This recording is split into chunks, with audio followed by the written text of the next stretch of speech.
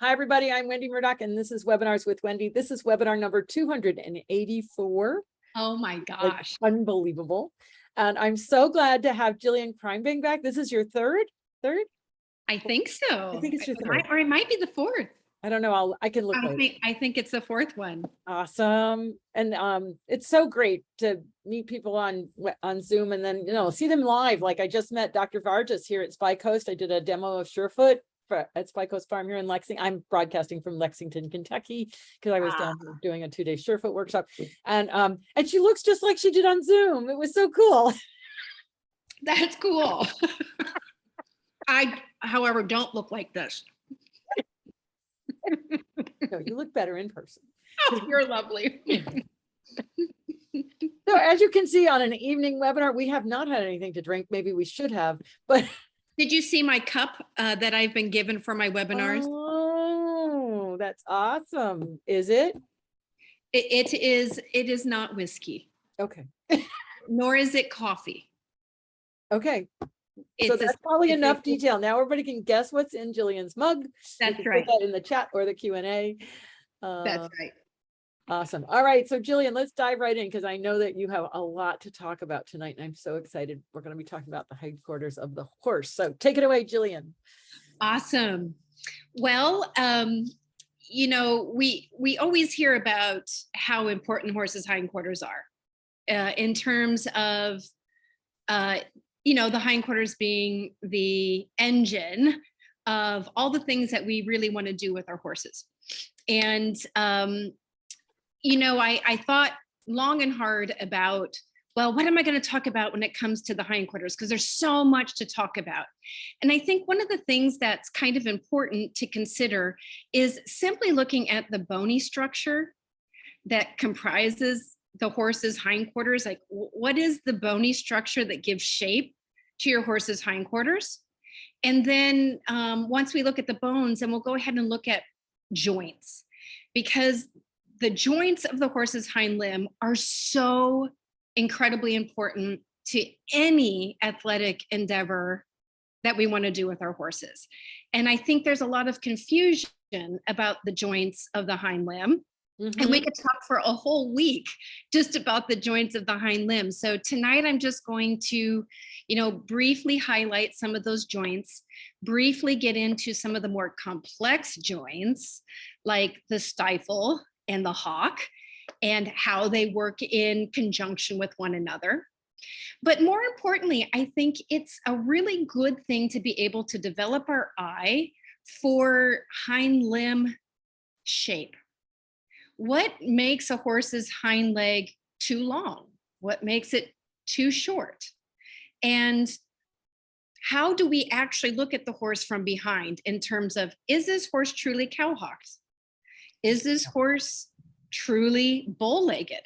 Because so much of what's been taught anatomically in our anatomy books is actually incorrect in terms of how to judge the conformation of the horse's hindquarters. So if there's nothing else to add, Wendy, then I'm just going to go ahead and pull. You have to tell us who your friend is behind you.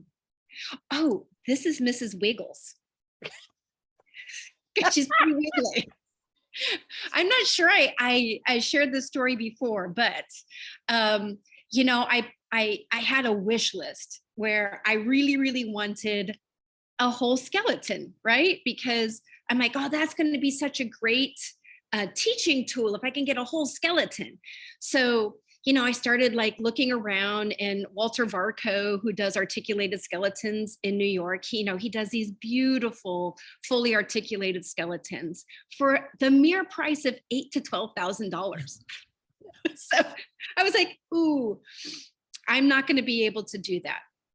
So I was pining and pining and pining for a skeleton. And it's been 5 years ago now already. I was in Australia. I taught a class there for equinology.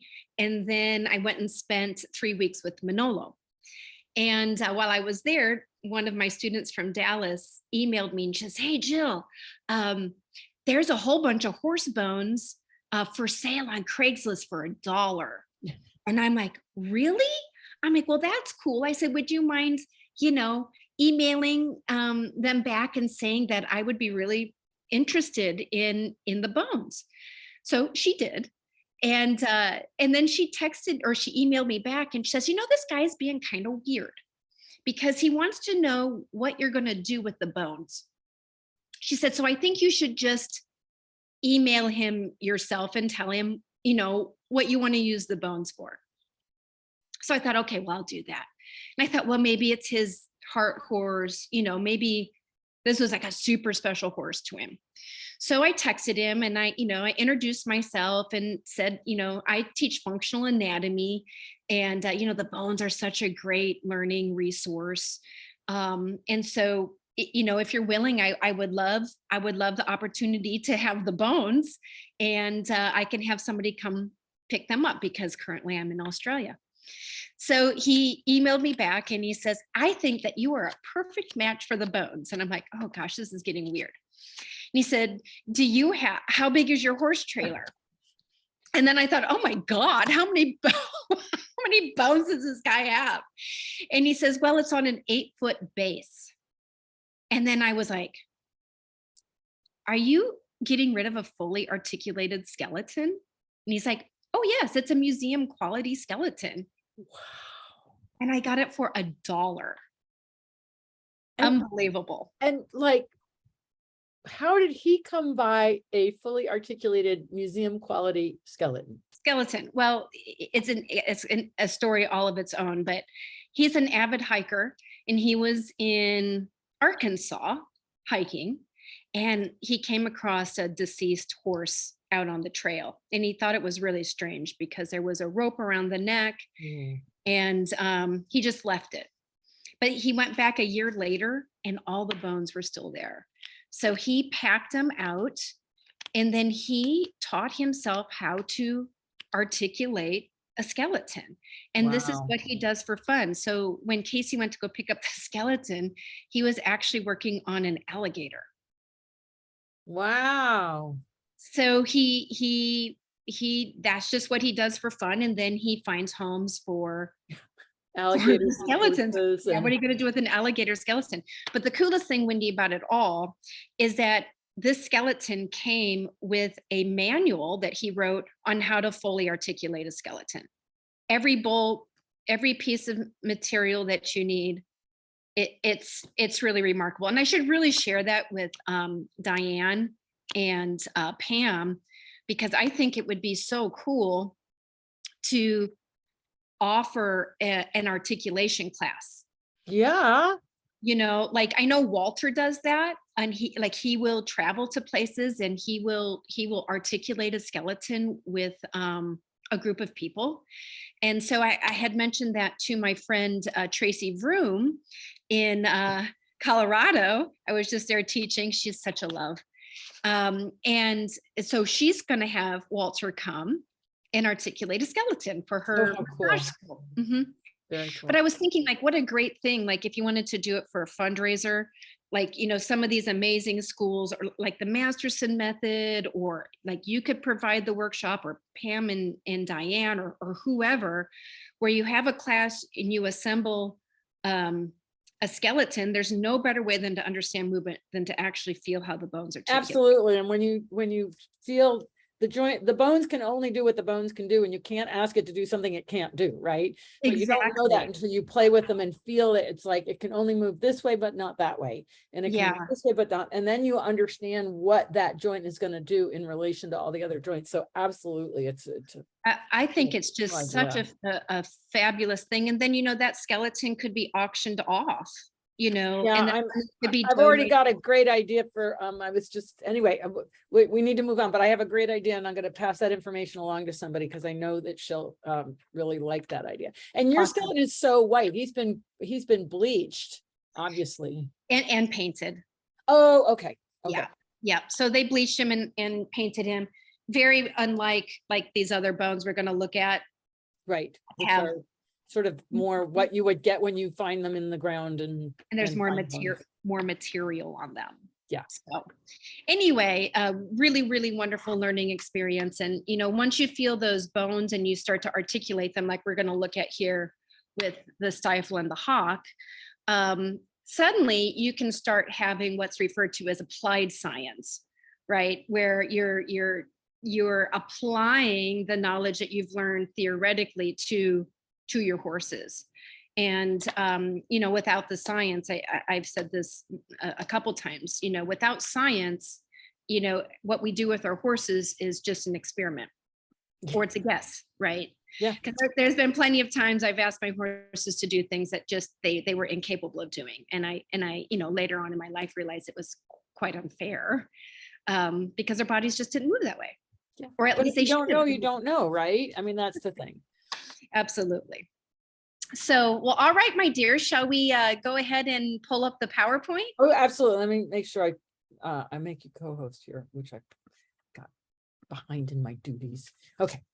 All right, so I'm going to go to share screen, and let me see here. I need to do a little finagling here. It's okay. Take your time. I need to do this, and then I need to do this. This. Okay, come here. And now I think I can come back to share screen. And right there we go. There. Can you see it okay, Wendy? Yep. And if you start your PowerPoint, and then the sidebar will go away. It will. All right. There we go. Okay. So again, we're going to be looking at the horse's hindquarters. And in my functional anatomy course, what I really love to do, why is it not going to the next screen? Oh, because you have to just click into it. There you go. Oh, there we go. Okay. In my functional anatomy class, I kind of love to follow this order, in that I love to build the scaffolding of the horse, right? We need to look at the scaffolding. And once we've assembled the scaffolding like an erector set, then we can look at how the horse should be moving that scaffolding in order to carry the weight of a rider in the most healthy way, right? So, as I said, we're going to be looking at the bony structure first, and then we're going to look at the joints that articulate all these bones and make up the horse's hindquarters. So in this slide, essentially what I have is I have a beautiful graphic drawn by the late Susan Harris. And then we have the external conformation picture.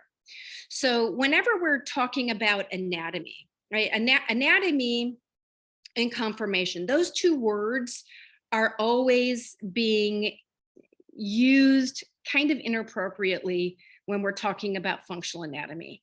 So basically, anatomy are all the parts that make up a horse, right? So we're going to be looking at bones. Bones are certainly a part of the horse's anatomy, right? And then we have joints, we have tendons, we have ligaments, we have fascia, we have muscles, we have organs, we have all the internal structures of a horse. So that is essentially what anatomy is. Now, conformation, and I talk about this the first night of my functional anatomy course. Conformation, what that is its form. So if you think about the word conformation, it's the form of the horse that we see on the outside. And that shape that we see in terms of the external appearance of the horse, that is a byproduct of how the anatomy is arranged on the inside. And then later, the conformation of the horse is also determined by how the horse uses its anatomy. And that's why we see so many beautiful conformational changes when a horse goes into good work. It's not that their anatomy changes, it's that the way they use their anatomy changes, which brings about a different external appearance. So right now we're going to be looking at the anatomy of the horse, and then we're going to wrap this up with looking at that bony structure and how it gives the horse its external appearance. And that's really what we should be looking at when we're conformation, right? But so many times horses are judged and they're marked high because they're fat and they're slick, and horses can be disguised very well by just covering it up with layers of adipose tissue. But really, a good horseman can look beyond the conformation, and they can look at how the anatomy is arranged inside. So this very first graphic that you see is the bony structure.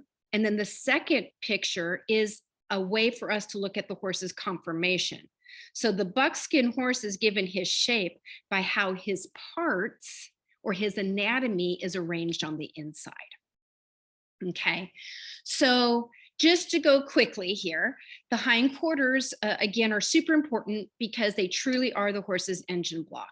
Without good use of the horse's hindquarters, collection and even balance is going to be unattainable. So we really want to have access to the horse's hindquarters. And unfortunately, so much of our riding only focuses on the front of the horse because that's what we see. But it's really this that we need to feel.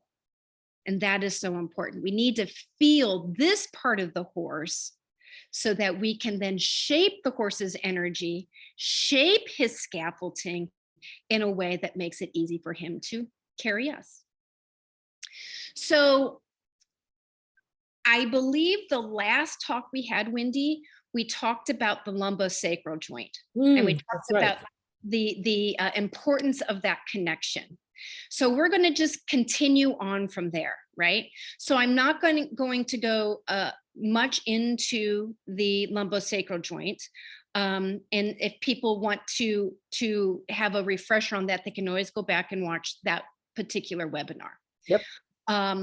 So in terms of the bony structure, the very highest joint in the horse's hind leg is the lumbosacral joint. And that's going to make more sense as we go along.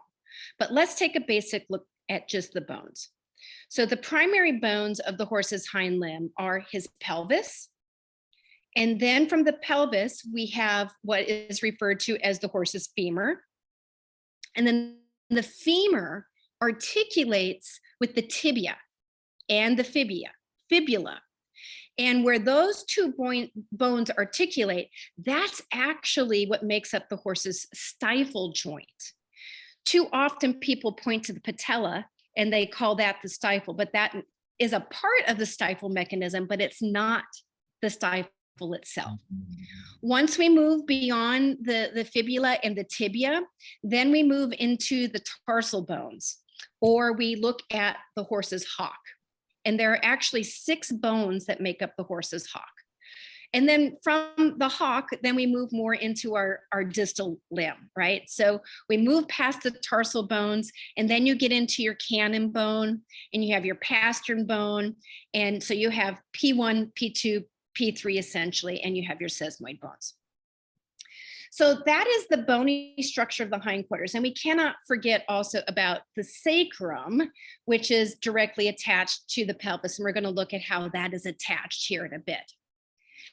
Now, when we move to the picture itself, that is the external look of the horse. It's a conformation shot. And oftentimes the external points of the horse are called something different than the bony structure that lies below. So really the sacrum and the angulation of the pelvis itself is what gives the horse's croup his shape. So the croup is essentially from the beginning or the cranial perspective of the pelvis, and as it then shapes back to the horse's tuber ischiums, or the point of the horse's buttocks. So that whole rounded area of the horse that we call the hip and the croup is given its shape by the actual pelvis and the sacrum, as well as the caudal tailbones. So the flat part from the top of the croup down to the dock of the tail, that's what's referred to as the actual hip of the horse. And then you've got the tuber ischiums, which we're going to look at here shortly. But on the external appearance of the horse, that's what's referred to as the buttocks. And then between the buttocks and the stifle, that's what's referred to as the horse's thigh. And the bone underlying the thigh, of course, is the femur. And then the femur articulates with the tibia, and that forms the stifle joint, which you see there in blue. Notice that the stifle joint lies lower than the patella, which that rides higher. You can see that in the bony structure. From the stifle, then we move into where the tibia and the fibula are, and the two splint bones, and that's what gives the shape to the horse's gaskin. And then from the gaskin, we have the hock, we have the cannon bone, we have the fetlock, and the pastern, and so forth. Okay, so let's look here briefly. Wendy, I think I'm going to just go to the normal size screen because I'm going to show some bones. Okay, great. If you unshare, I'll actually zoom in on you a bit. Okay, that sounds great. There we go. I'll just well, let's see if I hit spotlight for everyone. There we go. All right. So behind me, we have a regular sized horse, right? Probably, 15 one-hand horse. And many years ago, Casey was so excited because she drove home and she said to me, I got your Valentine's Day present for you. And I'm like, oh, what is it? And she's like, it's a dead pony. And I'm like, oh my gosh, I love you so much. So right now, what I'm going to show you is I'm going to show you the pelvis of the pony, which is obviously much smaller than the live full-size horse behind us. Okay. So this is the pelvis of a pony, okay? Now, I have it facing in the same direction as the skeleton behind me. So in this direction is the head, and in this direction is the tail. And what you're looking at right now is a lateral perspective of the pelvis, meaning you're looking at it from the side. Here in the pelvis, we have 4 really important palpation points that I think every horse person should really become familiar with. The first is you'll see these 2 pointed bones here at the top. These are what's referred to as the tuber sacrales. From the tuber sacrales, you have this bone that sweeps down, and that's referred to as the ilium. And then if we look at it from a cranial perspective or from the front, you have another point here, and you have another point here. And these are actually the points of your horse's hip. So when they say, identify the point of your horse's hip, it's actually 2 bony prominences that are a part of the horse's pelvis. So you've got your tuber sacrales and you've got your tuber coxes, which are the points of your horse's hip. Sometimes they're referred to as a false hip. Now, if I move my way back on this little pelvis, we're going to be able to identify what's referred to as the true hip. This is the real hip socket that we'll be looking at a little bit more closely here shortly. But the true hip socket is where the femur, or the ball of the femur, the femoral head, is going to articulate or come together here, which creates the true hip socket. And then as we move back, and let's look here caudally, here we've got 2 more palpation points, and these are actually your tuber ischiums, or these are the seat bones of your horse, okay? And if we look at the pelvis underneath, so if we're looking at it from the bottom, that's called the ventral perspective. And right here is what's referred to as the pubis. And you can see, maybe you can see, that there's a separation between both sides. And that's because in the living horse, that's not necessarily fully fused, because this area here, this rounded area here, this is actually the birthing canal. So a foal would be born from this area, and this will need to be able to soften with the hormones and open ever so slightly so that a foal can pass through the birth canal, okay? So again, this is the pelvis of the horse, all right? Now from the pelvis, we looked at the true hip, right? So the true hip is the actual hip socket where the femur articulates with the acetabulum. So the acetabulum is the hollow spot in terms of the horse's hip socket, okay? Now, here I have, let me see if I can find it here on my table. Okay. Now I apologize because this little bone still has a bunch of crud on it. But essentially what I want you to recognize is this condyle right here. This is actually the femur, and this is the femoral head. So this is essentially what articulates. There we go. Yep, good job. That is what articulates in terms of the horse's hip socket. And you can see it's a ball and socket joint. So it has the ability to move in different kinds of ways, meaning it can move in flexion, it can move in extension, and it has the ability to exorotate, meaning it can slightly move away from the body, and it can endorotate as well as abduct and adduct. But we'll look at that more closely when we look at the joints, okay? So once we look at the femur articulates with the fibia or with the tibia and the fibula. And really it's the tibia that we're looking at. Now, if we look at the front, what you're going to notice is this is the distal portion or the bottom part of the femur, and it articulates with the tibia. And that articulation is what creates the horse's stifle joint, which is actually very, very complex. So we are going to look at certain parts of the stifle joint as well. And then once we move from the stifle joint, we have the tibia, and the tibia is going to articulate with the tarsal bones.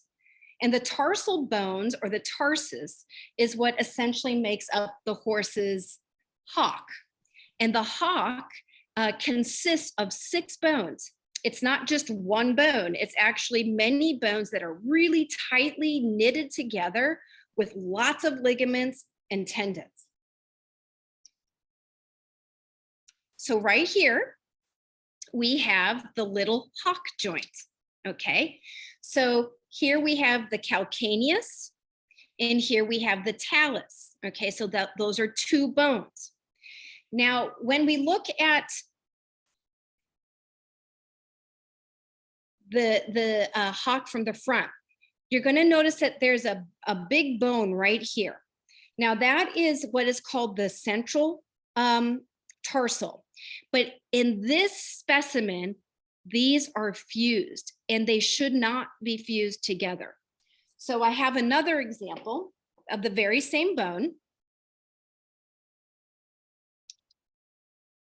Okay, again, here we have the calcaneus and we have the talus.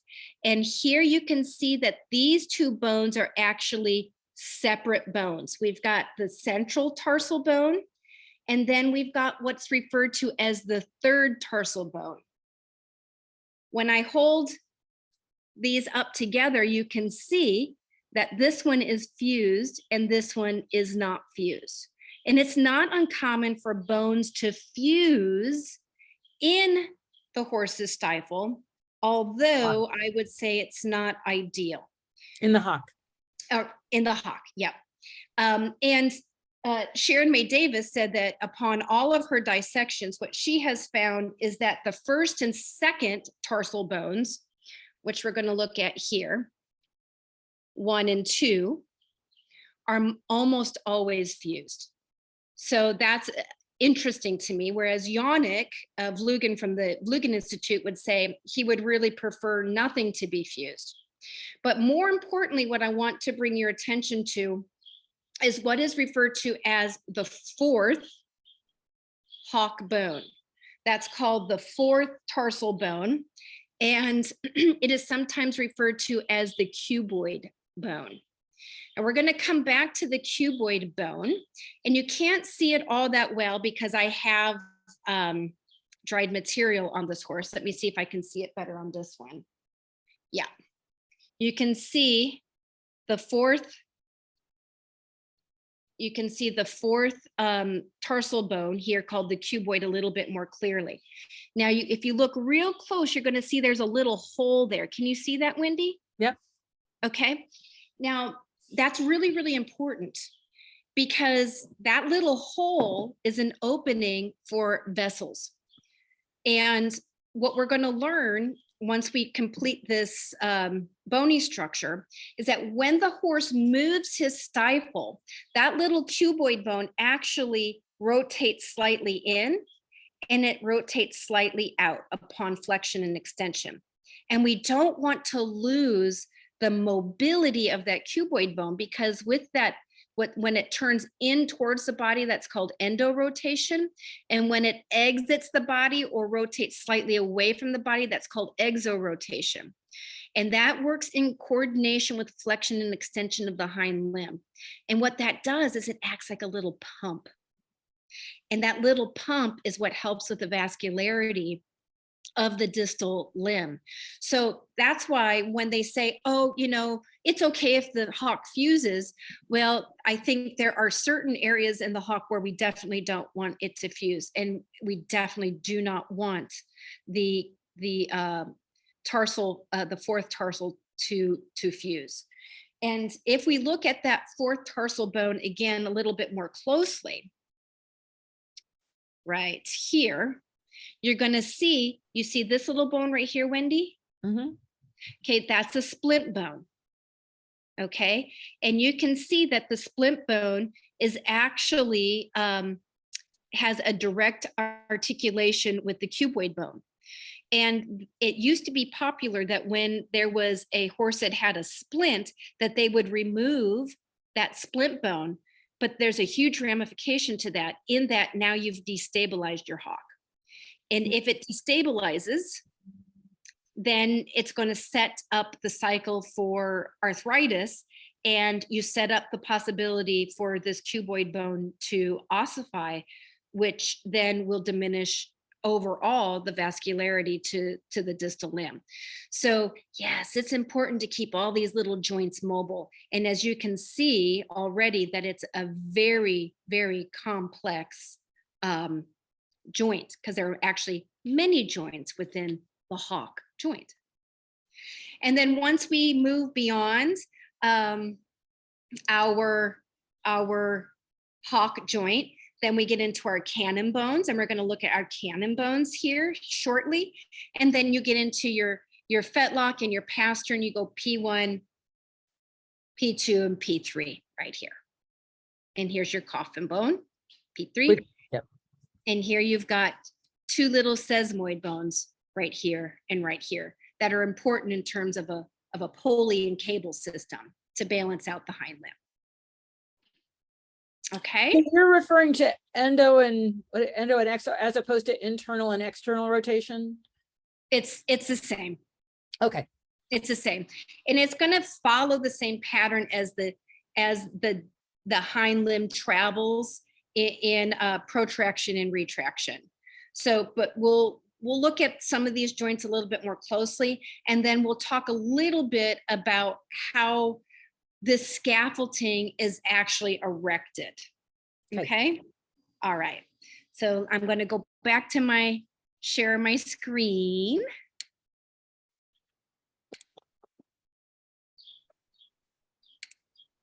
There we go. And I believe we've officially covered all of the bones. All right. So now let's look at some of these major joints of the hind limb. So of course there has to be a lot of joints, because whenever a bone comes together with another bone, that forms a joint. And in anatomical terms, we would say that that is an articulation, where one bone meets another bone. So in my previous talk that we did, Wendy, we spent quite a bit of time talking about the lumbosacral joint. We talked a lot about the shape of the sacrum and so forth, and how that is a major joint in terms of the horse's ability to engage his hindquarters. As a matter of fact, the engagement of the hindquarters starts there. So we really need horses to be able to articulate what is known as the lumbosacral joint. And the lumbosacral joint is where the last lumbar vertebrae articulates or comes together with the sacrum. So again, the lumbosacral joint is a major joint that is responsible for the engagement of the horse's hindquarters, and it is the highest joint of the horse's hind limb. We don't really think about that because it's a part of the spine, but it truly is the uppermost joint of the horse's hind limb.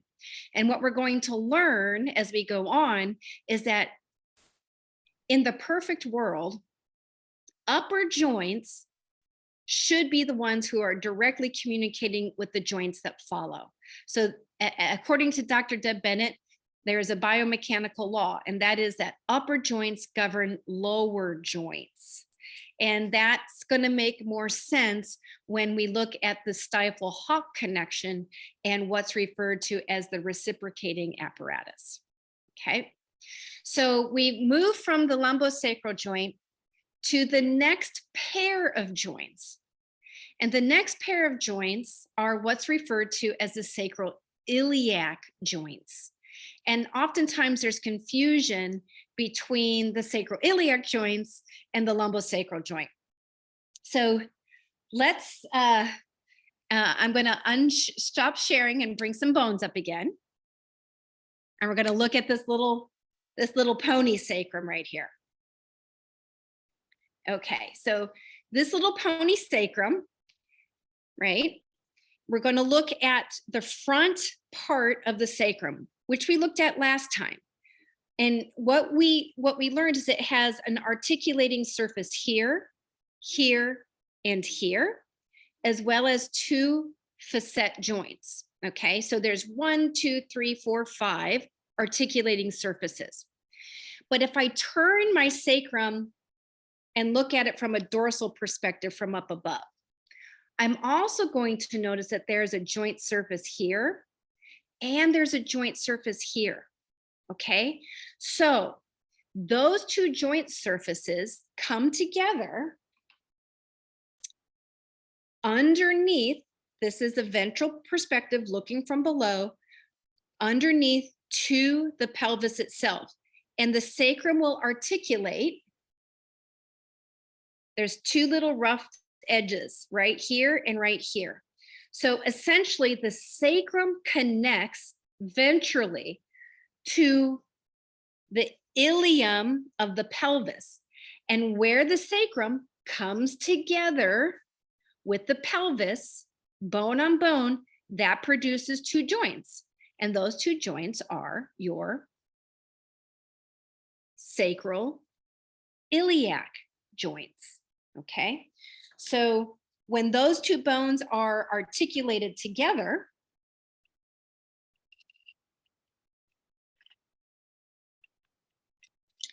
it's like a table top.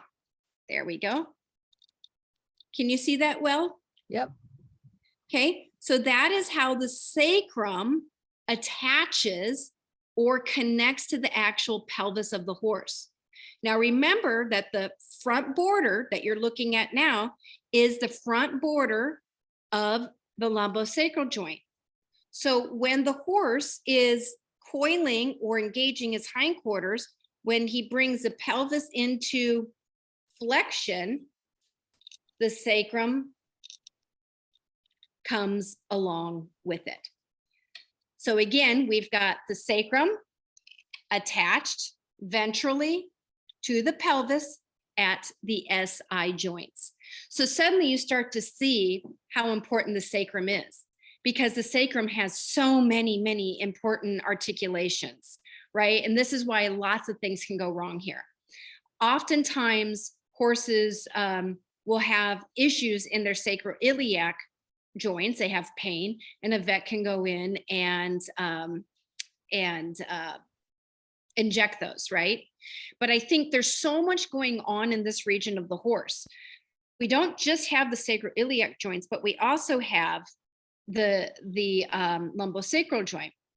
And if you remember, when we looked at the last 3 lumbar vertebrae from our last talk, in between those long transverse processes, there are also joints between the last 3. So you have the intertransverse joints of the lumbar vertebrae. So quite often, the SI joints get labeled as being the problem, but we can't forget that we could have a problem in the lumbosacral joint, or we could have a problem in the joints in between the last 3 transverse processes of the lumbar vertebrae. And I think that whole area really warrants a lot more research. I think if there was a way to be able to diagnostically look more closely at this region of the horse's body, we could better pinpoint areas of the horse that are causing problems or hind limb lameness. But every time we look at hind limb lameness, it seems that we always focus on the distal limb. So there's also a rule that says that if you think about the upper joints of the pelvis, so you're looking at your lumbosacral joint, you're looking at your SI joints, okay, that's your upper borders or parameters of your hind limb. And then you have your lower joints, your distal limb, which, you know, your coffin, your pastern joints and whatever. What many vets will say is that it's the joints in between that take the brunt. And that happens to be your stifle and your hock. So anytime you have pain that is from above, that's called ascending pain. And anytime you have pain that goes down, that's called descending pain. So it's really, really hard to be able to tell. You can have pain up high that causes distal limb lameness, or you can have pain below that ascends up and causes back problems, right? Yeah. So you really never know if it's a chicken or the egg. But I do think that our vet community now is doing a really good job of looking beyond the distal limb for problems in the hindquarters. And this anatomy that I just talked about, it's a hotbed for a whole bunch of things that can go on here, because the way that the sacrum is attached to the pelvis is all by ligaments, and there's a lot of them, many ligaments in this area. And out of the sacrum itself, we have all these little holes, and these are all exits for nerves, one of which happens to be the sciatic nerve. So all kinds of things can get glommed up in this area, particularly if you have fascial adhesions from any type of injury. Yeah. Okay. Anything else, Wendy? No, it's, you know, you start to realize just how complex it is, and that there isn't a really easy way to see what's going on in there, is there? I mean, it's ultrasound's not going to get it. I don't think scintigraphy is really going to show it. I mean, it's just a really difficult area to diagnose. It really is, until we have easy access to full body MRIs. Yeah. Which, you know, is a real possibility in the future. But until then, I mean, we really just have to have deductive reasoning. Right. In terms of vets. Yeah. 100% identifying where an issue is. Yeah. And not easy at all. No, it's not an easy job. So, okay, well, I'm going to go back to my PowerPoint. Okay. It's so weird to see myself on my computer. Oh, when I do the spotlight. Yeah, I'm like, ew. But then it's really big and everybody can see. It's very true. Okay. All right. So again, the sacroiliac joints are actually a pair of joints articulating the wings of the sacrum to the ventral surface of the pelvis. So now that we move beyond that, now we can look at the actual hip joint. Okay, so in layman's terms, we refer to it as the hip joint, but in anatomical terms, it's called the coxal femoral joint. So if you pick up an anatomy book, the coxal femoral joint is actually the hip joint or the hip socket where the femur articulates. So it's where the femoral head articulates with the acetabulum of the pelvis. Once we move beyond the hip joint, now an interesting thing, Wendy, that I learned about the hip joint is that Mr. Vlugan from the Vlugan Institute said that upon all of his dissections, it is the one joint that he almost always finds arthritis in. Does not surprise me at all. And again, I think that is a joint that just doesn't get looked at enough. It's not an easy joint to look at. It is not. And the only way to really look at the hip beyond an X-ray is to mobilize it through certain manual movement patterns so that you can check for the motion possibility of the horse's hip. Now, we're going to come back to the hip because I believe one of the reasons why we are having so much arthritis in this joint is because we have a flawed idea of what it means for the hind limbs to be straight. And somebody who is screaming that from the rooftop and has been for years now is Dr. Deb Bennett. So I'm going to reference Dr. Deb Bennett when we actually start looking at the shape of the horse's hind limbs. Okay. So once we move beyond the hip joint, then we are going to look at another very important and extremely complicated joint, and that is the horse's stifle joint. And if you pick up an anatomy book, they might not call it the stifle, they might call it the femoral tibial joint. And that is because that is where the femur and the tibia articulate. And now, if you're in Europe, they call it the knee. Yes. If you're in Europe, they call it the knee. They don't know what a stifle is. Yeah. So I know, isn't that so watching interesting? from Europe. Yeah, it is the knee. And I got a really cool, it was drawn in the 1800s, a great big old French anatomy poster.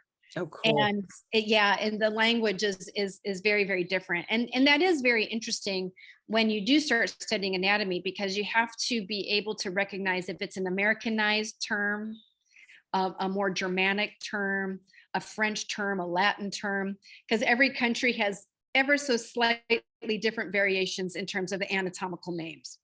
Yes, and they changed the names. They changed them. Yes, they do. So it does get to be really confusing sometimes. So what I started to do is just make a list of what it's called in different anatomy books. And then you start to realize that they are talking about the same thing, just with a slightly different name. All right, so let's look a little bit more closely now at the stifle joint. Okay, so I'm going to go ahead and stop my share again. Okay. And pull up my little example of the stifle. Okay. And it's really interesting to look up the word stifle and try to find the derivation. So. Yes.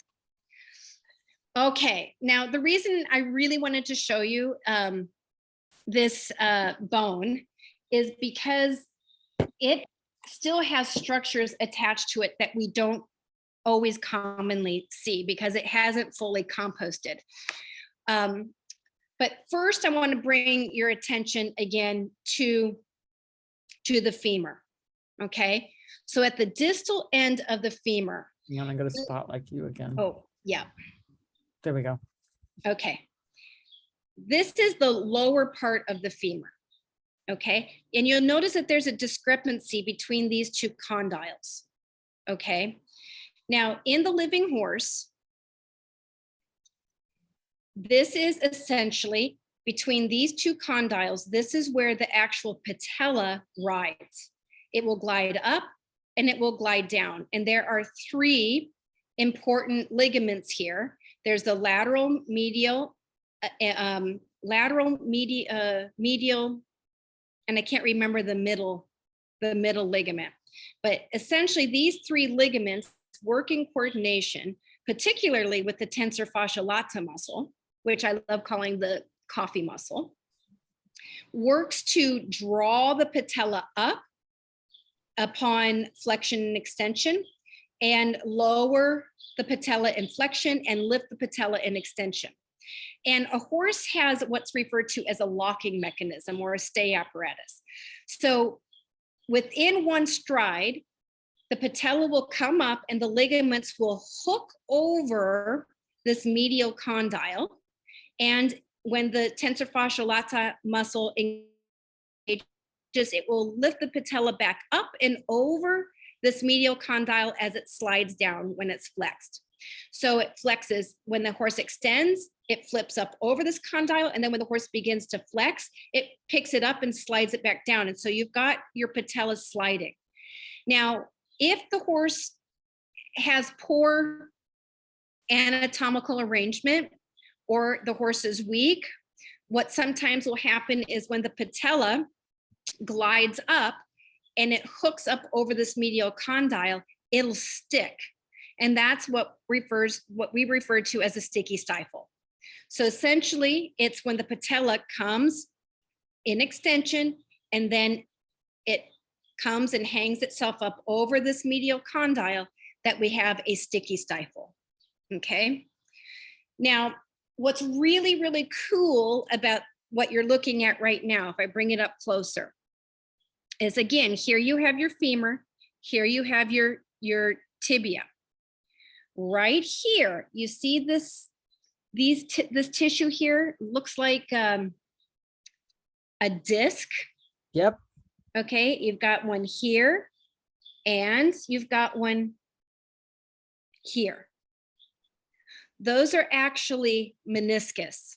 So where do we have our meniscus? Same place. In the same place. So it's the knee and we've got a meniscus.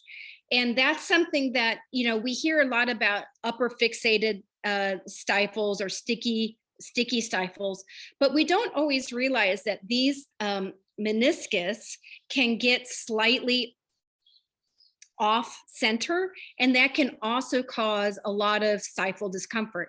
And there can also be tears in the meniscus. So this is really a cool opportunity for you all to actually be able to see the meniscus, because that's not something that we always see. And then here on the side, you also see this fibrous dried tissue on each side. And those are collateral ligaments that help to support the stifle joint.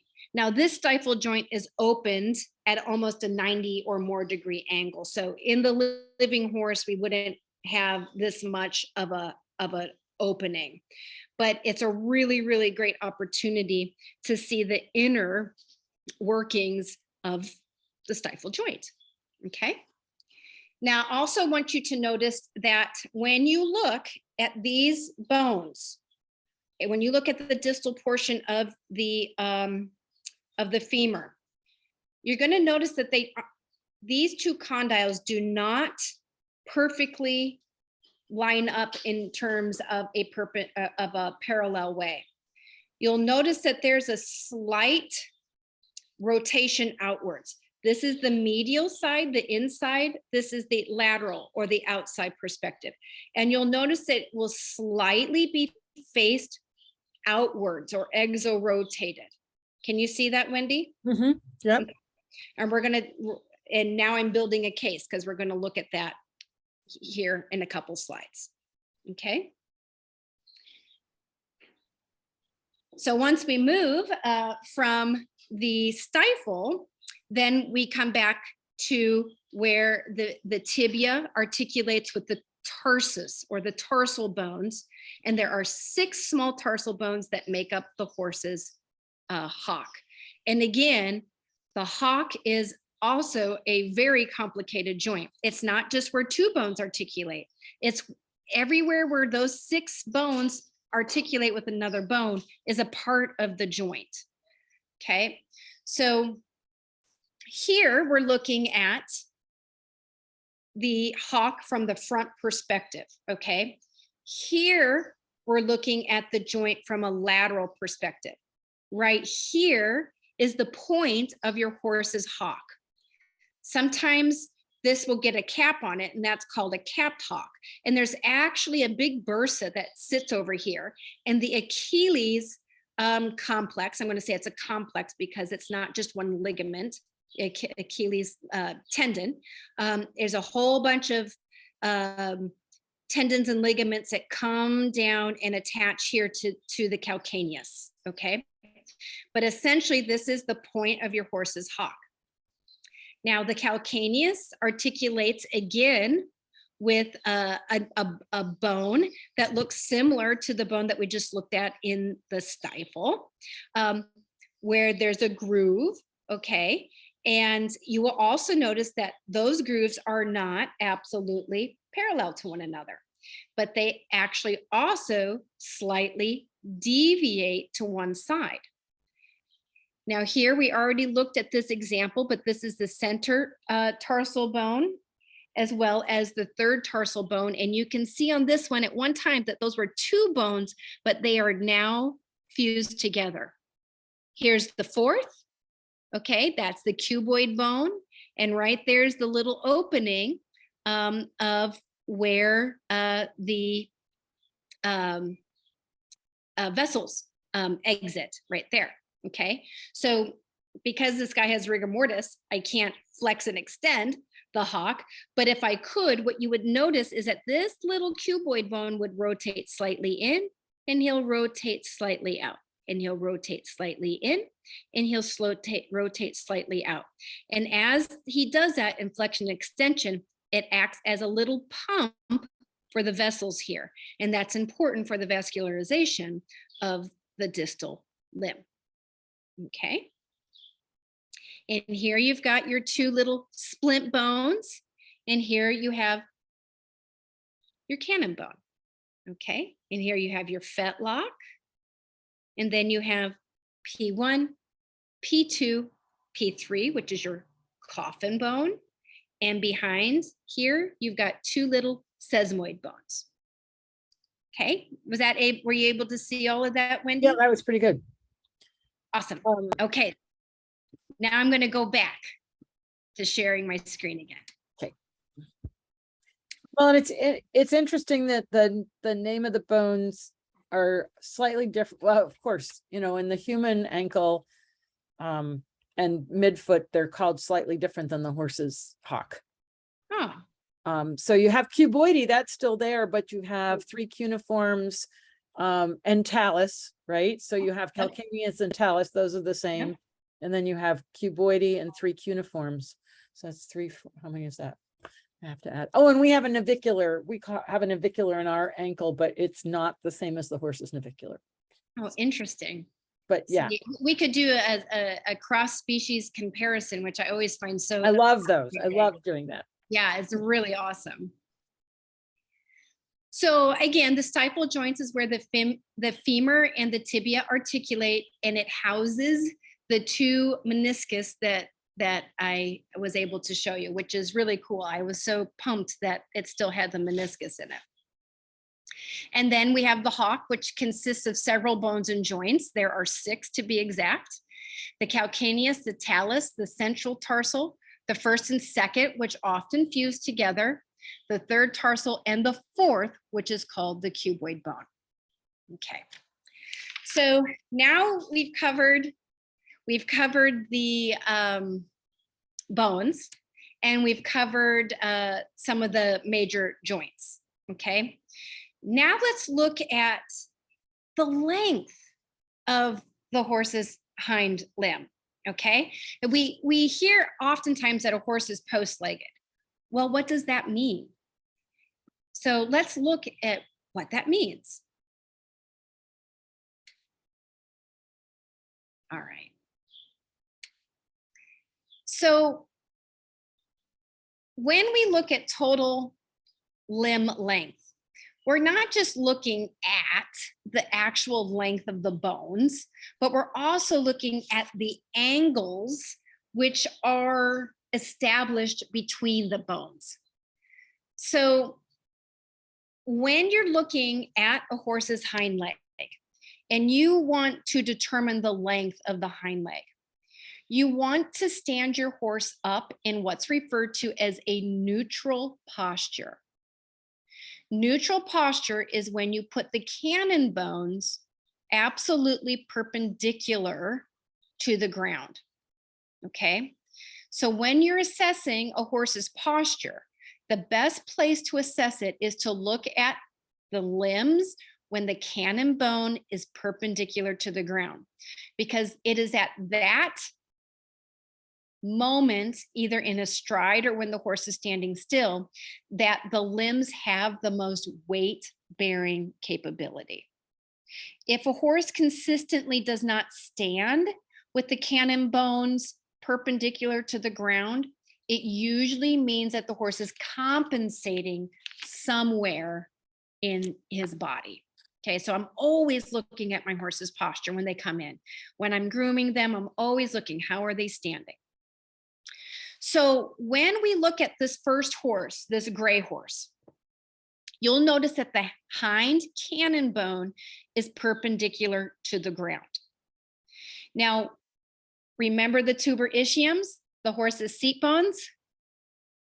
When the horse is standing square in a neutral posture and you drop a plumb line or a straight line from the tuber ischium straight down to the ground, a very normal, acceptable length of limb, when the horse has a normal length of limb, that plumb line will graze the back of the cannon bone, which is what you see in this gray horse. Is that easy to see, Wendy?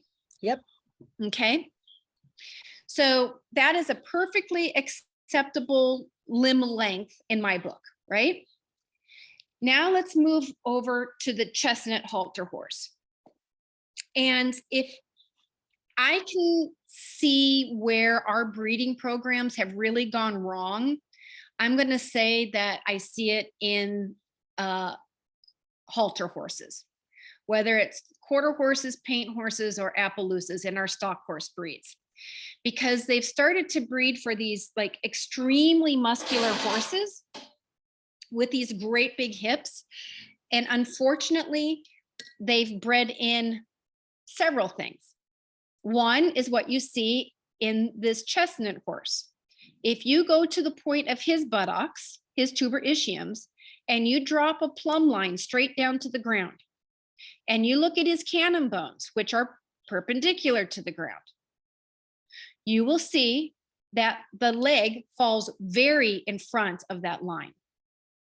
And what that means is that that horse is truly post-legged, where you can see that there is very, very little angulation between the stifle and the hock. And this particular anatomical design is notorious for sticking stifles. It is not the best anatomical arrangement that we've bred into horses, okay? And I think it's very, very clear to see here.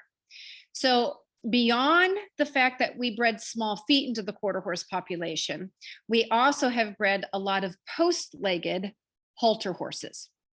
And there's one more thing that we've bred into these horses, but we're not going to look at that until the next slide.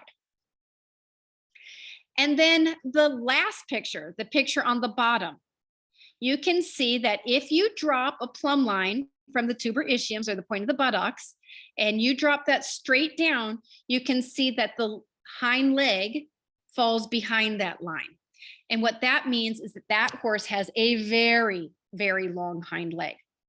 Now, if you brought this horse's legs underneath him, he would look or appear to be what's referred to as sickle hawked. So a horse that camps out and a horse that appears sickle hawked tend to have the same issue. And that is that the total length of the hind limb is really long. Now, sometimes this can work to our advantage in canter, but these horses typically really struggle with the trot gait because there's just not enough room to put those big long legs underneath the body. So again, that's another thing that we have unfortunately have bred into certain breeds of horses. Does that make sense, Wendy?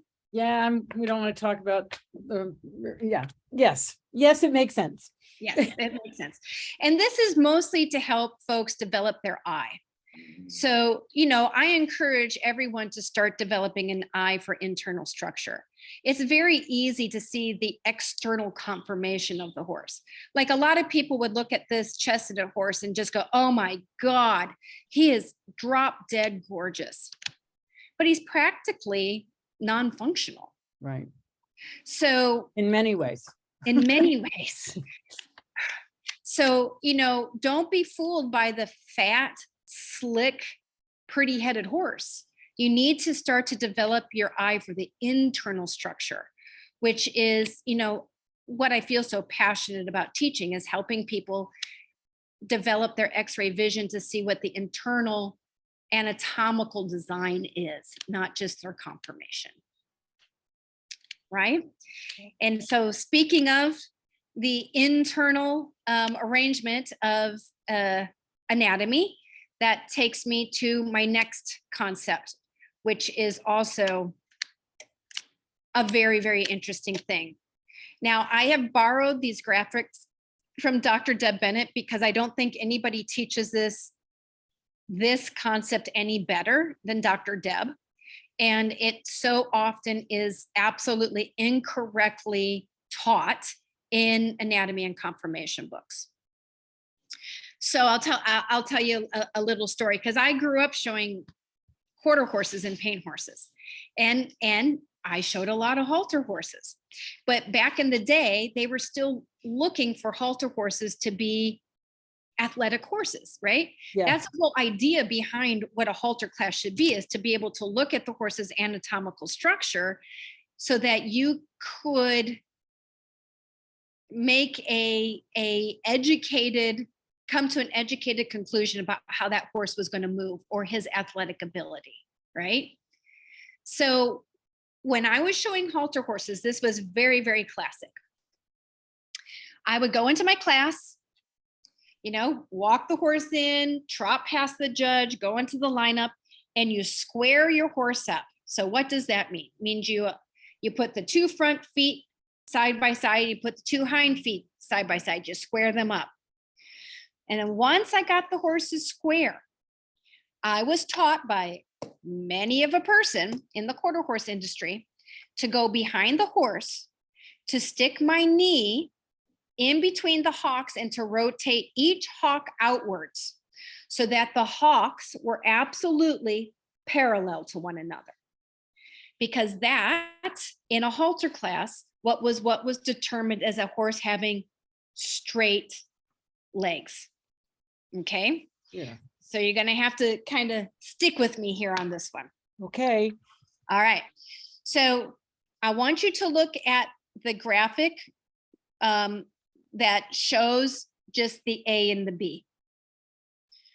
Now, remember I said in the hock and in the stifle, there were condyles and grooves in the horse's joints that were not absolutely parallel to one another, but rather they slightly rotated out away from the body of the horse. So when you look at A, there's a sagittal or an oblique plane drawn through the hind limb. And you will notice that the stifle and the hock will slightly point out. Now, that is very, very important because when the stifle and the hock are slightly angulated out, what that does is when the horse makes a stride, that's what makes it easy for the horse to bypass his rib cage. The horse has to have a slight deviation to the hocks, okay? The hocks need to slightly come in towards one another. And if you draw a line from the hock and you see how it angles slightly outwards, and you would draw a plane through that, it would bisect the stifle right in half, okay? That is what we should see. We should see the hocks slightly facing one another. So this idea of me sticking my knee in between the hocks and scooching the hocks outward so they were parallel to one another is not good conformation. So if we are looking at a horse from behind, what you want to see is you want to see what you see in number D. You will see the hocks come in towards one another ever so slightly. But this is what's key. If you look at the cannon bones are absolutely parallel to one another. That is a correct alignment of the hind limb. The hocks will slightly deviate towards one another, as well as the stifle will slightly deviate outwards, so that when the horse takes a stride, he can easily clear his barrel. Okay. So what started happening, Wendy, is because there was one graphic that was printed in an anatomy book, I think in 1947, that showed the hocks perfectly straight and perfectly parallel to one another. And that suddenly became the ideal, or the straight hind leg. So we started to breed for that. And when you start to breed the hocks to be absolutely parallel to one another, you have what you see in graphic C. Yeah. What that means is that you're actually breeding the horse to be bow-legged. If the hocks are absolutely parallel to one another, the horse is going to weight the outside of the hoof wall. And when a horse is bow-legged like this, they almost will always have that issue where they screw their hocks outwards with every stride. Okay. So a straight-legged horse, people look at the hocks, they see the hocks come towards one another and they say the horse is cow-hocked. Absolutely not. The hocks should slightly deviate towards one another to the same degree as the stifle, slightly facing outwards, but you want the cannon bones to be parallel to one another. If that's not the case, like we see in horse C, the hocks will be parallel to one another, but then when you look at the cannon bones, the horse will stand more narrow at the base. So if you look at the lines that I drew at the bottom of the screen, you will see when the two lines are parallel to one another, that's normal.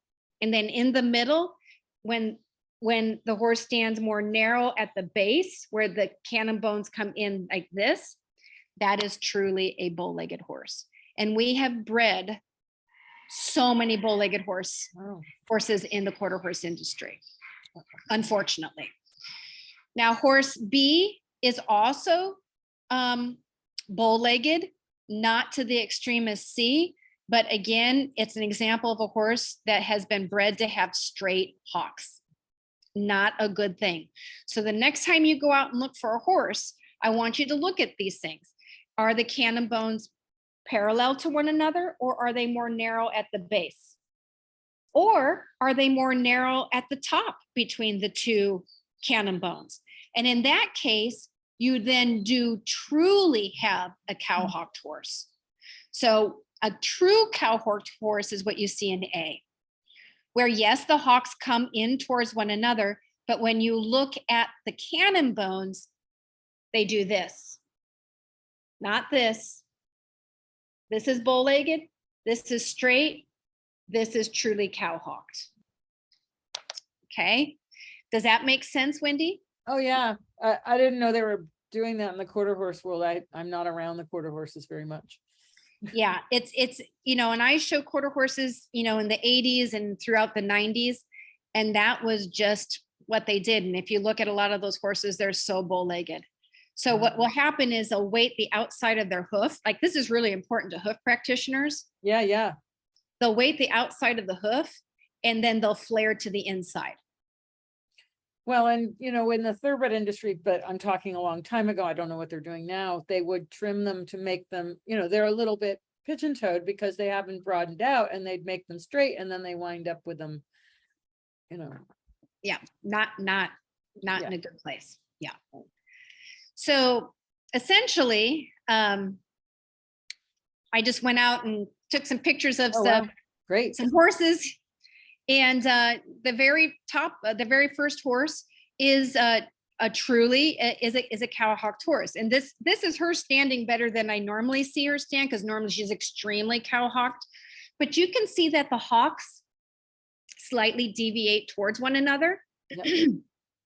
But you can also see that she's more narrow at the top. The distance between the top cannon bones is more narrow than the distance at the base. And therefore, she's truly a cow-hawked horse. Excuse me. The middle picture is truly a bow-legged horse, but look how straight her hocks are to one another. Yeah.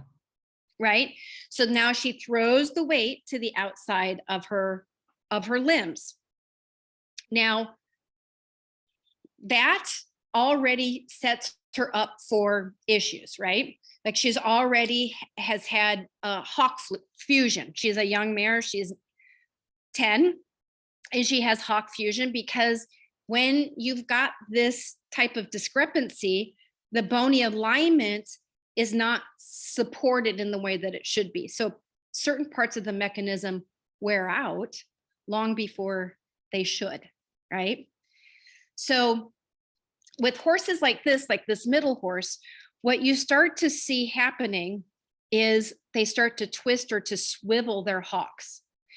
Now, the next time you watch your horse walk away from you, I want you to bust out your iPhone, and I want you to put it on slow record, right?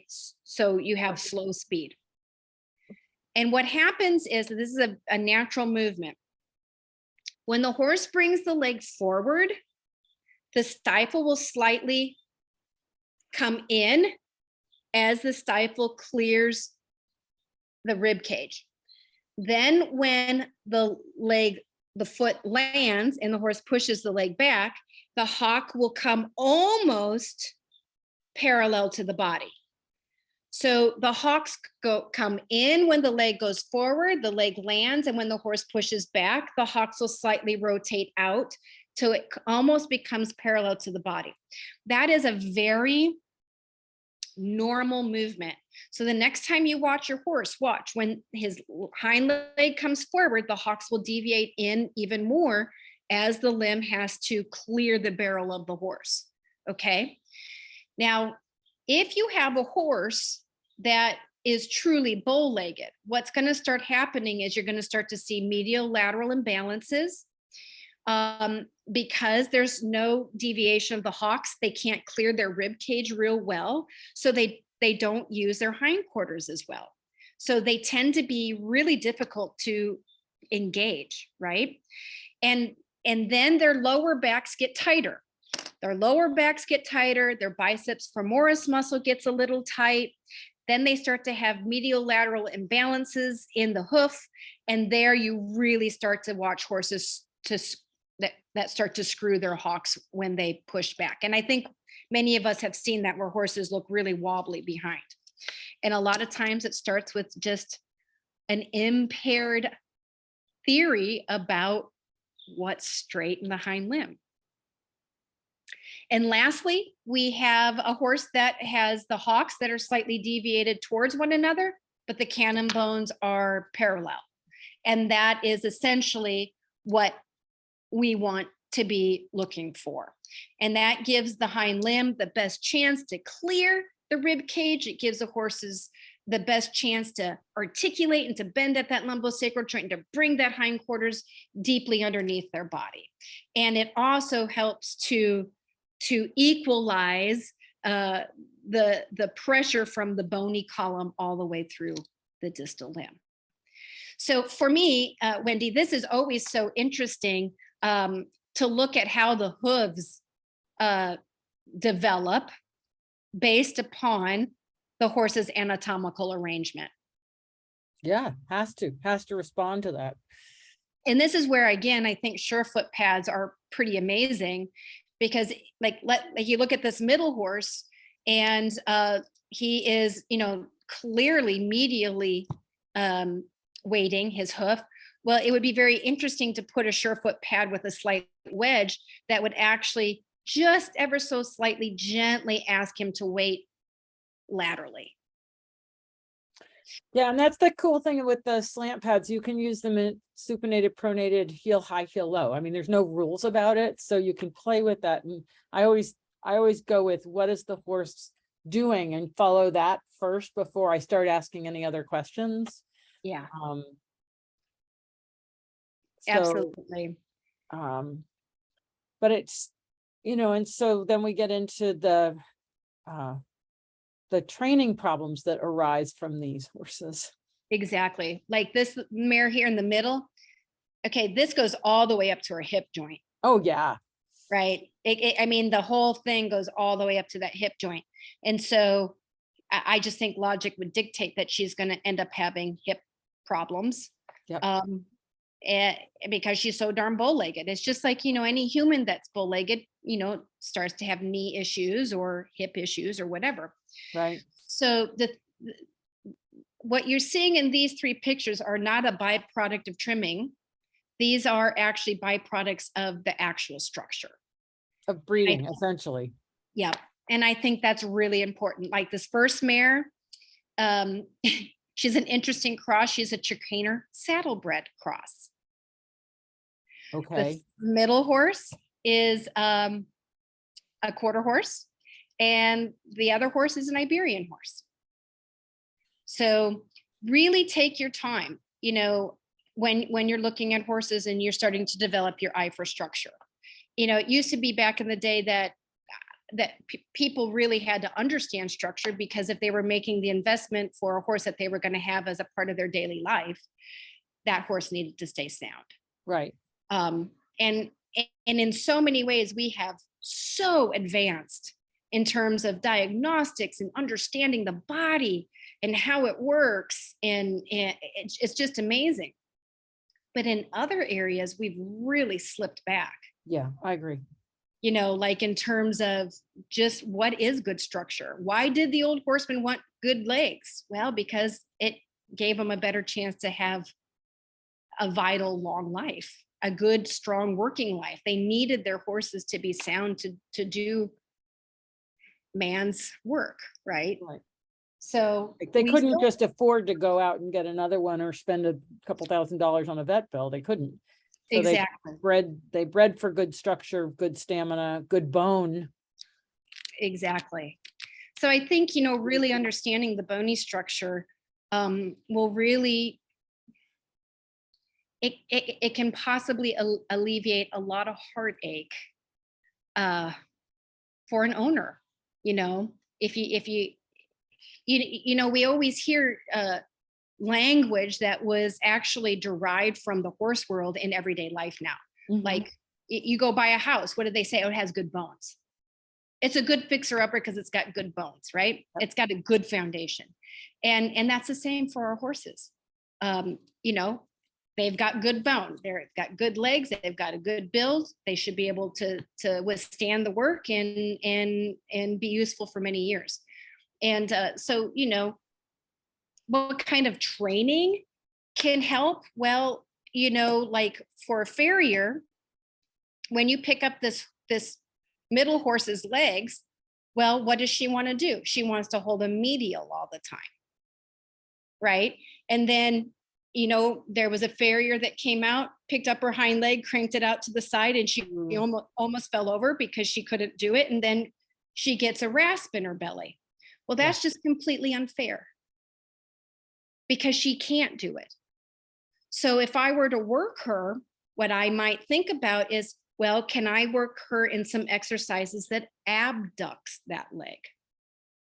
Now, she might not be able to abduct as gracefully as the horse on the end, but if I abduct, at least I'm asking the hip socket to mobilize in a better way, as opposed to just having the femur not 100% seated correctly in the acetabulum because of how this horse was bred to be. Does that make sense? Yeah, and it just, it's like chicken and egg, because here we breed these horses and then we're trying to train them, and then we have to do all these things to train them because they weren't bred well. And it goes back. I mean, the one example I always think of in breeding is the fact that we've bred the sternum groove so far forward that we can't find saddles to fit these horses, right? I mean, it's a breeding problem that we didn't pay attention to certain things. And so then we're trying to solve it with all this other stuff because we missed it in the fundamental of, before you put them together, figure out what you're going to get. I love that. That is exactly it. Because if the horse has poor structure, now there's always outliers, right? There's always outliers, always outliers. Like there's always going to be a horse that defies, and the other way, when I was in Kentucky back in the 80s, there was a horse that sold for $10 million and it couldn't run out of a paper bag and it was impotent. And it was perfectly conformed, right? So everybody said, but it's just so yes. But that doesn't mean that you don't go for good breeding, quality to quality, and paying attention to the conformational issues before you breed them, so that you're not breeding more into it, right? Yes, absolutely. Like this horse on the left, the saddlebred Tricaner. I mean, it's the weirdest thing. All I can say is why. I know. It's odd. And she's so interesting to watch because she'll, because of the way she's designed, she'll have that really high, really quick snapping hock at the canter. And then it's like genetically something switches, and then suddenly she's cantering like a Tricaner. And she kind of switches back and forth. But to me, and I don't mean to be nasty about it, but we have a lot of irresponsible breeders. And there's a ton of experimentation without actually doing enough research before you do it. Yeah. That would be a whole nother topic that we could talk about. Yeah. Yes. I think we better we better zip it on that one. But to leave it in a happy place, to bring it back to your surefoot pads. Oh, I love that picture. Is that these surefoot pads are so, I think they're so profound for numerous reasons. One, it proprioceptively gives the horse an opportunity to play with something that has give, so that they can experiment with their posture and where they are in time and space, as opposed to being on the hard ground, which does not give, right? And I think it offers a lot of relief to horses that might have an anatomical design like that really bow-legged horse, because they can play around with that and find places that provide them with comfort. Yeah. So and I was just here at Spy Coast doing a surefoot demo for everybody at Spy Coast Farm in Lexington, and Dr. Vargas is using surefoot pads a lot to strengthen stifles. And so, when we don't have well-developed muscle, the structure is gonna kind of fold in on itself because it doesn't have enough integrity to keep it upright. So, for that reason also, just relief, but also development. And that's where, if you do have a horse with a stifle problem, you have to be really careful to keep your sessions super short in the beginning, because you can make them wicked sore. Oh yeah, I believe that. Yeah. Yeah, and that is so true, because how do you isolate those stabilizer muscles around all the limb joints, right? Right. Oh my gosh, it's like surefoot pads are amazing for that. And I always have, when I explain them to people, I have them stand on one foot. Yeah. And just feel all of those hundreds of micro movements that you have to make with your ankle to make yourself upright and balanced. Yep. And so, I mean, I don't know of any other way to isolate those stabilizer muscles other than riding horses on varied terrain, Right. which, you know, doesn't happen for a lot of horses because they're worked every single day in a perfectly groomed arena. Yeah, or they live on flat ground like in Florida, right? There's Yeah. no hill to go up. Yep. So it's really handy. And you know, I think we're going to find more and more I've about how we can use Surefoot not just for the mental and emotional relief, but also for the physical training. It does take a lot of care when using them that way because a little goes so far. Yeah. And I just want to say that I think that's really important. I did have a horse once that he was this cutest little Appaloosa, and he came from a interesting program, and he was super cowhawk. No, out. Bow-legged. He was super bow-legged, sorry. And I think we did some Surefoot, we did some kinesio taping, and the next day he wasn't bow-legged. So wow. It was really, really interesting. And so I think sometimes we have to look at this was an older horse. Yeah. That what we think is their conformation, sometimes it's just muscle tension, and that can change as well. Yeah. And I mean, I don't want to give the impression that some of these shapes that we see are always just the skeletal structure, because they're not, because we can have a lot of soft tissue things going on there, or they can have an injury where they've had to adapt and compromise. Right. You know, there are so many variables to consider. I think I just try to bring it back to helping people develop their eye for structure. I love the image of really understanding whether or not they're cow-hawked or bow-legged, and whether or not the cannon bones are straight. I've never heard it put that way, but you know, it's kind of funny because that's what my eye goes, you know, intuitively I recognize that, but it's really nice to understand the idea of drawing the lines. And you can do that on any photo. Just take the photo of the back end of your horse, you know, scan them up a little bit, and then take your photo and draw your lines on your app. And take a look. But don't be discouraged if you find, and this is, I think, really important, don't be discouraged if you find that your horse has some sort of conformational defect, because you know, it's just a question of understanding it and then managing it with your team, with your body worker and your farrier and your vet, to maximize that horse's potential. That's perfect. It's perfectly stated. I mean, that little bow-legged horse is my horse, right? You know, so like that doesn't mean that they still can't be functional. It just means that you need to pay attention. Right. You know, you need to pay attention. And Nuno Oliveira said it, your biggest responsibility as a horse owner is to know your horse. Yeah.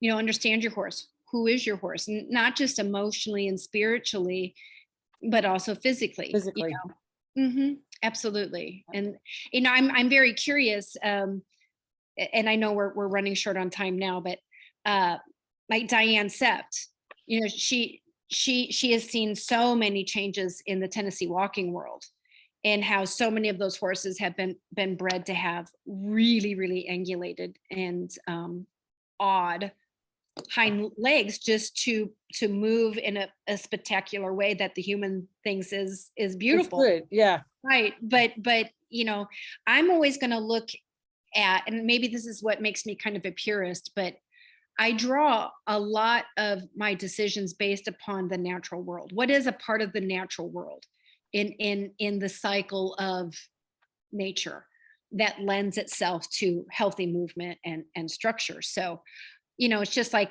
the Frenchie dogs.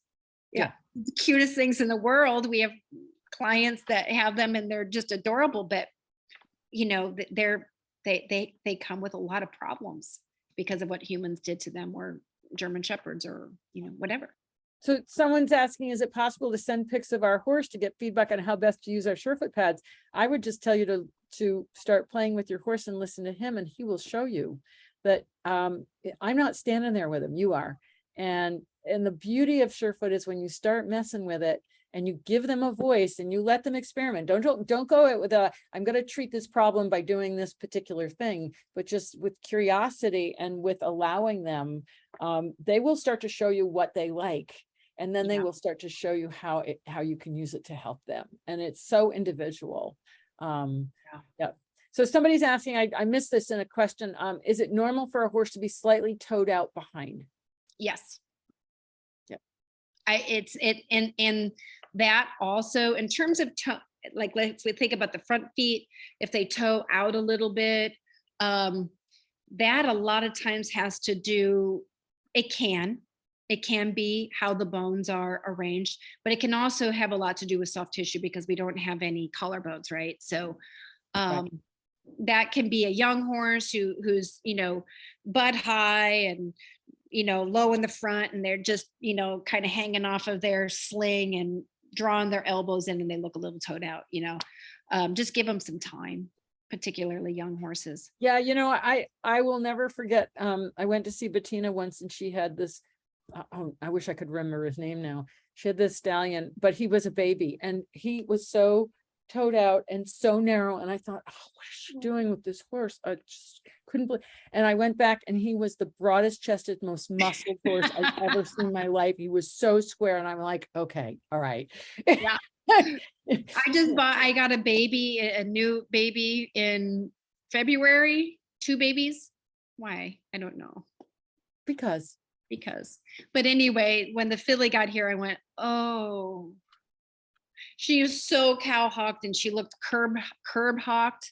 And I'm like, I just had to remember, no, it's just an awkward stage. It's just an awkward stage. And sure enough, she's straightened out, and she's getting broader now. And but that brings up such a good point, because people look at the babies and think, oh, I got to make corrections now before they're whatever. It's like, let them grow, look at their parents' legs, let them grow, manage, make sure you have good hoof care, and give them a moment, and you'll be surprised. Absolutely. Well, that's all I got for you. Oh, that's awesome. It's so cool to see you. And thank you. I love all your skeletons. I love all your skeletons and all your bones and everything. And it's really great. And it's just so much fun to see you. And one of these days we'll see you like down in Texas. Yes. One of these days. It's okay. It's on the bigger plan. Yes. There's always so much to juggle, right? Yep. So thanks everybody for joining us. This is great. Thank you, Jillian, so much. It's been really, really fun. And the next webinar is on Wednesday, the 17th. Let me just look at my calendar and make sure it's up, because I put, it's Wednesday, the 17th. I got the days wrong on the email, but I got the dates right. So go by the dates and you'll be fine. All right. Awesome. Thanks everybody for joining us. Have a great night. Wendy. Okay. Take care. Take care. Bye. Bye-bye.